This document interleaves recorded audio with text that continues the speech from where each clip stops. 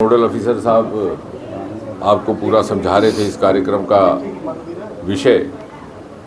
तो सबसे पहली बात तो ये है कि ये कार्यक्रम आयोजित क्यों किया जा रहा है। प्रधानमंत्री मोदी जी की ये कल्पना थी और इस कल्पना के पीछे क्या भाव है, क्या सोच है, वो हम सब के लिए समझना अनिवार्य है। सरदार पटेल की ये 150वीं जयंती है।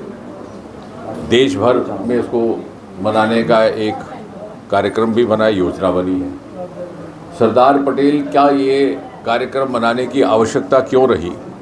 वो इसलिए कि सरदार पटेल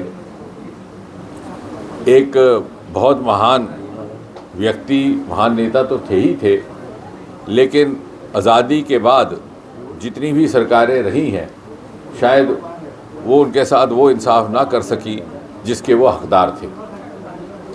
हम जब कहते हैं नेशन फर्स्ट, तो नेशन फर्स्ट के जो सर्वश्रेष्ठ और जो सर्वप्रथम प्रतीक थे उनमें से सरदार पटेल।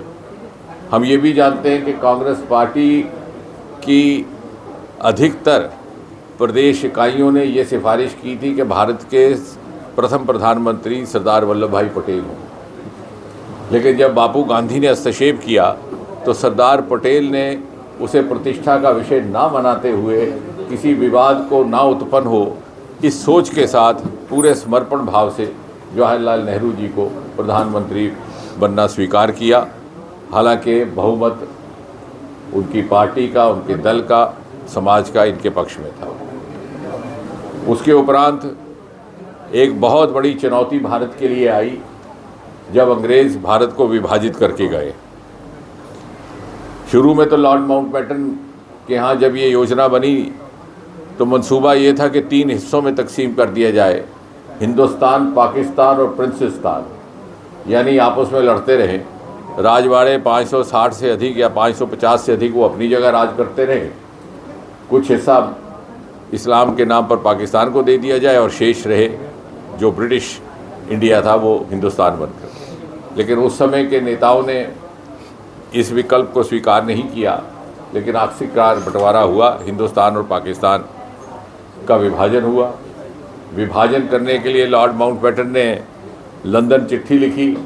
उन्हें कोई कानून साज चाहिए था, वहाँ से अटॉर्नी रेडक्लिफ भेजे गए जो बड़े विद्वान माने जाते थे, लेकिन कभी पहले हिंदुस्तान उनका आना नहीं रहा था। केवल 4 सप्ताह लगभग वो दिल्ली रहे। नक्शा उन्होंने पूरा अध्ययन किया और ये लाइन खींच दी जो कठुआ से पास से होकर के गुजर रही है, जिसे आज हम अंतर्राष्ट्रीय सीमा कह रहे हैं।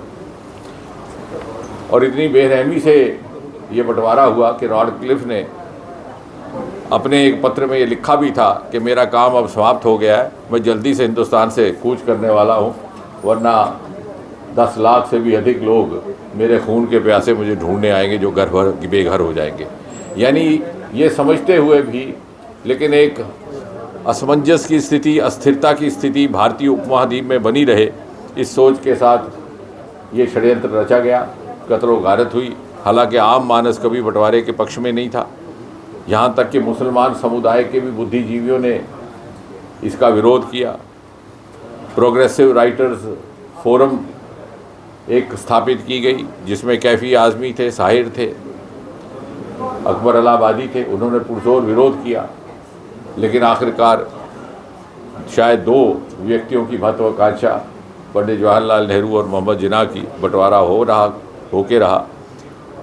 और उसके बाद प्रथम गृह मंत्री के रूप में जिम्मेवारी, जो एक बड़ी चुनौतीपूर्ण जिम्मेवारी थी, वो संभालने का दायित्व आया सरदार पटेल के हाथ में। सरदार साहब के आगे एक दूसरी चुनौती थी कि किस तरह से सारे राजवाड़ों को इकट्ठा करके भारतीय गणराज्य का हिस्सा बनाना। तो 560 से अधिक राजवाड़े, उतने ही संख्या में उनके राजे महाराजे, उन सब के साथ चर्चाएं करके, नेगोशिएशन करके, बातचीत करके उन्हें धीरे धीरे भारतीय गणराज्य का हिस्सा बनाया। बहुत थोड़े समय में। कहीं कहीं कठिन भी रहा, जूनागढ़ कठिन रहा, हैदराबाद कठिन रहा। लेकिन हम सब जो यहाँ बैठे हैं, हमारी बदकिस्मती ये कि जम्मू कश्मीर के मामले में पंडित जवाहरलाल नेहरू ने सरदार पटेल को हस्तक्षेप नहीं करने दिया। उनका ये मानना था कि चूँकि वो कश्मीर से मूलतः ताल्लुक़ रखते थे, वो जम्मू कश्मीर को बाकी लोगों से ज़्यादा अधिक समझते हैं, जानते हैं। और इस तरह से बाकी घटनाक्रम उसी तरह से चलता रहा, जो हमारे विलय में भी विलम्ब हुआ।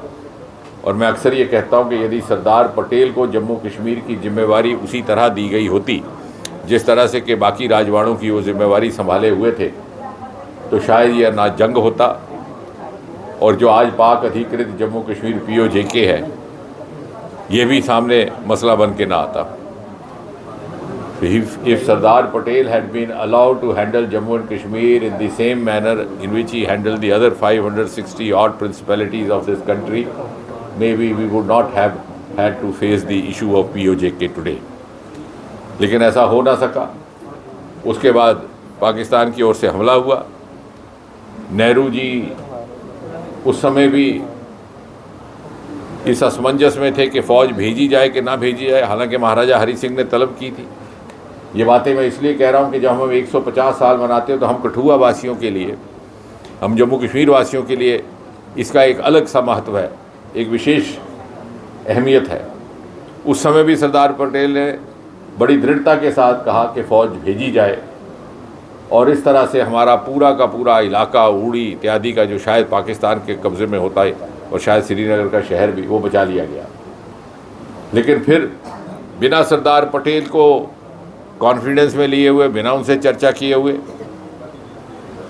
और बिना अपने मंत्रिमंडल के साथियों से चर्चा किए हुए, तत्कालीन प्रधानमंत्री जवाहरलाल नेहरू ने जाकर के रेडियो पर एक तरफा सीज़ फायर की घोषणा कर दी, यूनिलैटरल सीज़ फायर, और हमारी फ़ौजें वहीं रुक गई जहाँ है, और ये सारा इलाका मीरपुर का, कोटली का, ये दूसरी तरफ चला गया, और आज तक ये नासूर बना हुआ है पाक अधिकृत जम्मू कश्मीर POJK के बाद। यदि जम्मू कश्मीर वासियों को सरदार पटेल की सेवाओं, उनके अनुभव का उसी तरह से लाभ लेने का अवसर रहता, तो शायद इतनी लंबी जद्दोजहद, लंबी संघर्ष से हमें ना गुजरना पड़ता।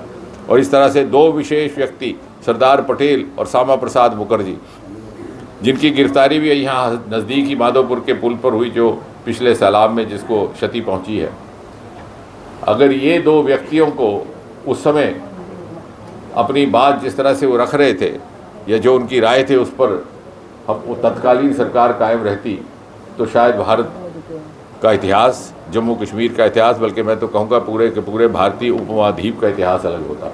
बहरहाल 60-70 वर्ष गुजर गए। These are the two most underrated leaders of independent India, क्योंकि जितनी भी सरकारें आई एक के बाद एक, जानबूझकर ये कोशिश की गई कि इनके नाम को ज़्यादा उजागर ना किया जाए, और धीरे धीरे आने वाली नस्लें, आने वाली पीढ़ियाँ इनके नाम से नावाकिफ़ हों।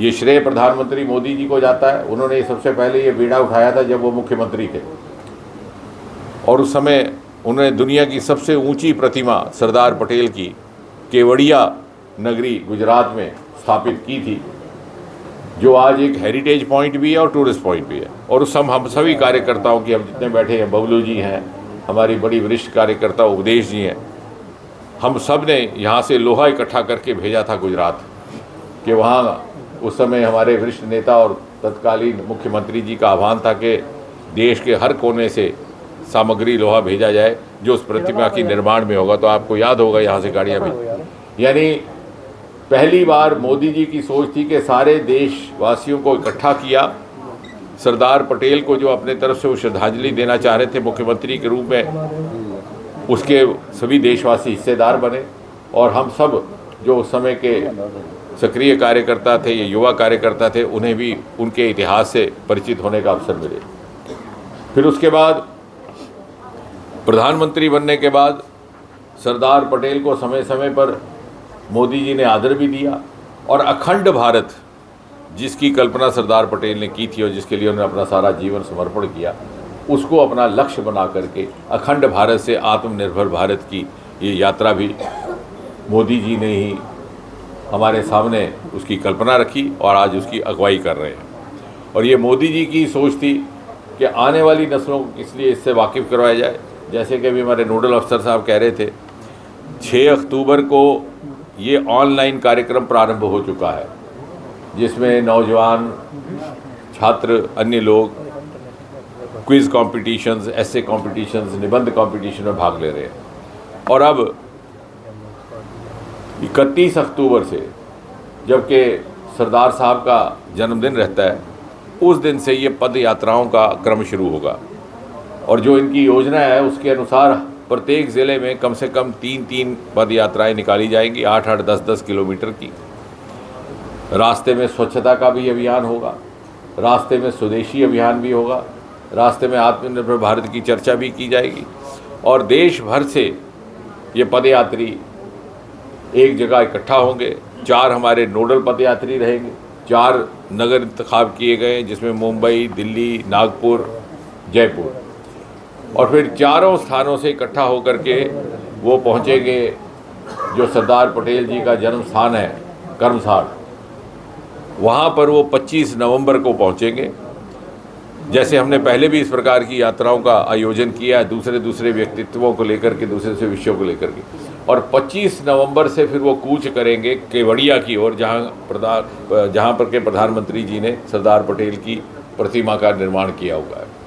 क्योंकि 26 नवंबर का ये महत्व है कि ये भी प्रधानमंत्री जी ने ही, मोदी जी ने जब प्रधानमंत्री पद संभाला तो उनका ये सुझाव था कि इसको संविधान दिवस के रूप में मनाया जाए। क्योंकि 26 नवंबर का वो दिन था जब संविधान समिति, कॉन्स्टिट्यूएंट असेंबली ने या कॉन्स्टिट्यूएंट कमेटी ने काफ़ी मुशक्क़त के बाद बाबा अम्बेडकर जी के नेतृत्व में 2 साल लगभग का समय लगा करके दुनिया का बेहतरीन संविधान निर्माणित किया था, रचित किया था, और उसे विधिवत फिर सरकार को सौंपा था लागू करने के लिए, जो तत्पश्चात 26 जनवरी 1950 को लागू हुआ। और 1949 26 नवंबर का वो दिन सदा हम याद करें, अपने आप को पुनः समर्पित करें भारतीय गणराज्य के प्रति, और उसके इतिहास को स्मरण करने का अगली पीढ़ी को अवसर रहे, इसलिए वो संविधान दिवस। तो ये सारे का सारा कार्यक्रम सरदार साहब के जन्म दिवस के अवसर से प्रारंभ होगा, यानी 31 अक्टूबर, और 26 नवंबर यानी संविधान दिवस के अवसर पर संपन्न होगा। इसमें कुछ आपने जोड़ना है तो आप जोड़ सकते हैं। कहाँ है हमारे डॉक्टर साहब? जिस तरह से यहाँ पे ये हमारे पहले वो कहाँ गए, या आप आगे आइए ना, कुछ आपने इसमें जोड़ना है। ये हमारे नोडल अफसर रहेंगे, क्योंकि प्रत्येक ज़िले में नोडल अफसर भारत सरकार की ओर से मनोनीत किए गए। इधर आ जाइए।